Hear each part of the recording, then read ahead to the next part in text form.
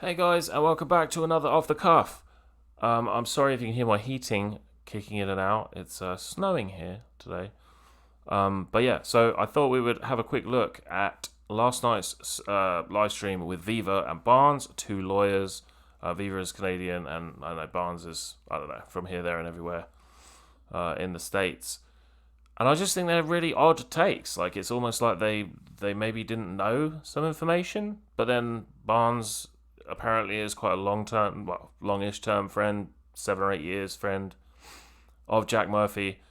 Listen, man, like, I can forgive anyone wanting to get out there and defend a friend, but I think sometimes in some situations, like, if your friend is the one that's making it worse, which is pretty clearly the case here, then it's probably better that you just advise them to be quiet and, hopefully let things pass.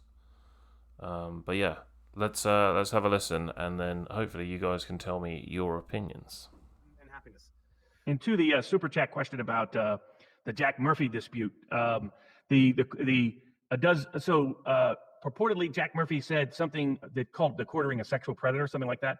That would be a statement that the quartering Jeremy from the quartering could sue on. He's not that kind of guy. I wouldn't have focused on the issue as much as he did, but that's to everybody wants their soap opera drama, have at it. I don't know about Sydney though. I don't think. Also, let's just say, put it this way: if you decide to read all super chats, I would not do that. We don't do that here. If we definitely don't do that when they're a guest on. I don't consider it polite. I don't. Somebody spends $5 to say some trollish comment. Thanks for the $5. Still not reading the trolling comment. You can troll me, no problem. But not going to do it to guests. And then so I'm not a fan of that as a custom and practice. The second aspect is I'm not buying her story. To be frank about it, she knew what the statement meant when she first brought it up with him, and she said, "Oh, I'm sorry," and apologized the first time. And the second time, she doesn't apologize and brings it up again, but she had no idea of its meaning. No, so she's if you'd watched her short video, you would have actually understood what she did and didn't know. Whatever you think of Sydney Watson, I think it's fair to say that she's a bit of a sweetheart. She seems very honest, and she seems very truthful, in my opinion. And even for watching it that day, the first time it was brought up, it was almost dismissed immediately, and it clearly looks like she has no idea what is going on. Barnes seems to, well, and you'll see it later on, he is essentially implying that this was like all planned and that she was just maliciously doing this to kind of sting Jack, which I don't think is true at all. Not buying it, Sydney. Sorry. And I don't have anything against her. I'm just saying that I'm hearing people simp for her. Now, Jack has plenty of criticisms coming to him for the way he reacted and responded, and that's people have at it. There's also misleading intel there. The quartering and some other people, many of them, people that I'm either aligned with or friends with, have assumed that who Jack Murphy is.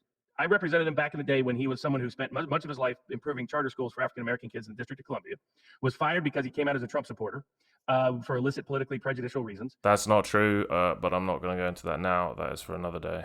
He wrote a book called From Democrat to Deplorable that has nothing to do with alpha male and the rest. He has spent much of his, and he's trying to develop a podcast, like all these, like including Nick Rekieta, and I like Nick. But if you're going to be real critical of a guy, go to his YouTube channel and watch his interviews, and then make a judgment about him. But don't assume that somebody else's version of him is accurate. Same with Jeremy from the quartering. They've assumed things about Jack Murphy. They're just wrong because they've been too lazy to do their job and read the thing. And I actually find this incredibly ironic because I think that the reason that Barnes has such an abysmal take is that he hasn't done his homework. So he keeps saying that people are making the mistake of assuming that they know who Jack Murphy is. And I think, again, ironically, that was people's mistake, but not in the way that he thinks it is.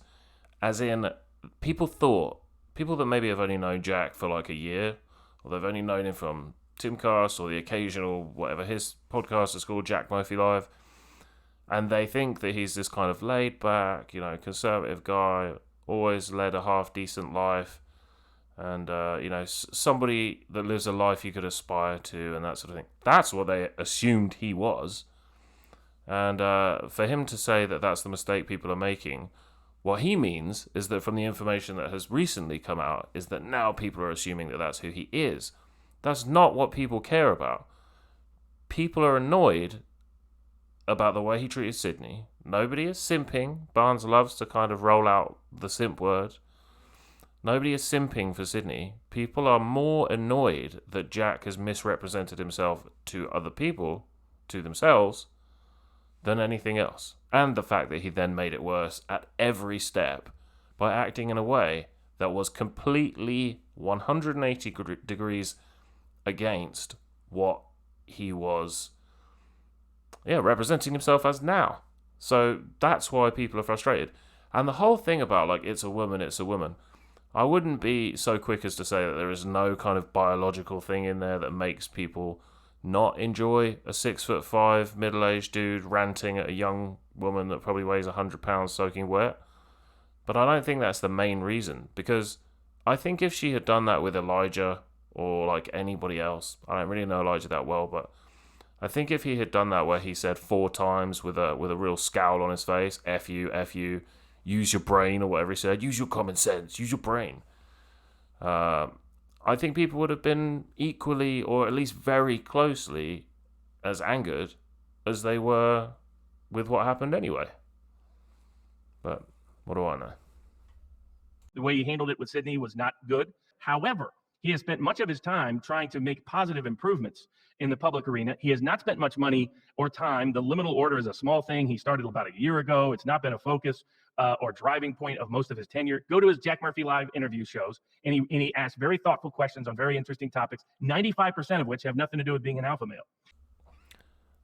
Why does it sound like Barnes is now full on simping for Jack and grifting for Jack?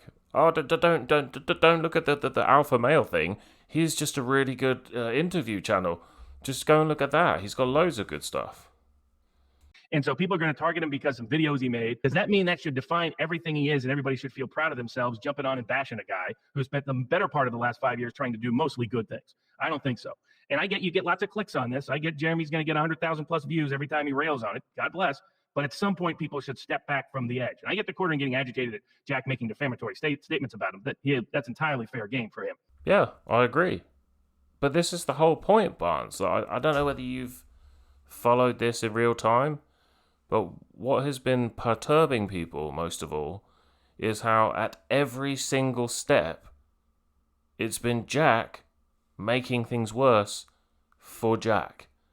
It's not like other people were just banging away at the topic for no real reason. It's because he said, a libelous comment, or wrote a libelous comment about Jeremy, or it's because he went on Tim Pool to try and get ahead of the mess, and that's the only reason he went. We know that. I mean, obviously he has his slot there anyway, but the main reason that he didn't avoid that show, which a lot of people I think would have done, is because he wanted to try and get ahead of the game. And what he did there, we now know, is lie through his teeth. He basically lied about almost every single thing that happened that night. So that's another reason that people got annoyed. And then I imagine some people that were paying money to his alpha male thing, they were probably a bit miffed, a bit annoyed that, only 2 years ago, he was doing all these things and saying these crazy, crazy things. And that made them realize, like, this guy is not what he's saying. Like, even if he wants to be, that's fine. Listen, like, everybody can try and aim to be a better person, but you can't be selling, $4,000 a year tickets to a business where you get a few lunches and a few brunches, but really, like, it's just a way of selling you stuff under the guise of, this dude is going to teach you how to be a Christian, a patriot, an alpha, a real man, a father, a family man, and then you find out that 2 years ago, maybe it could have been as recently as 9 months before you signed up, he was getting paid money to stick things in his butt. That's going to piss some people off, Barnes. Like, do you not understand that? And that's going to piss not even the people that paid the money, but the people that have been watching him and maybe trusting him to a degree. That's going to kind of annoy people. But come on, at some point, enough's enough. And people are misrepresenting and misunderstanding who he is because they didn't know him, don't know his backstory, don't know the whole story, jumping to conclusions, being too lazy to do their own job. And that's probably the last I'm ever going to speak of it. But that's my points about it. Okay, the last time you were ever going to speak of it. I guess this is video over. He wanted to create a group for what he went through, and that's it. And it wasn't like a big money-making opportunity. It never became a big money-making. It was a small piece of what he did. And people want to be critical of it. I have no problem with that aspect. But going beyond that, defining that that's all he is, and then harping on the one or two things that that he regrets, I'm just not overly. And how many? I mean, what the Quartering's made 10 videos? And again, I'm a big fan of the Quartering. I like him, but at some point, enough's enough. Enough's enough. It's time to move on. People can go to Jack Murphy Live. Yeah, go to Jack Murphy Live. See how much is there? Like when people say, "Oh, Jack Murphy's a con man," I'm like, "Okay, go to his videos. Tell me which part's false." They can't identify one. You don't understand, Barnes. People are not saying that individual things that he said about random topics have nothing to do with the situation aren't correct.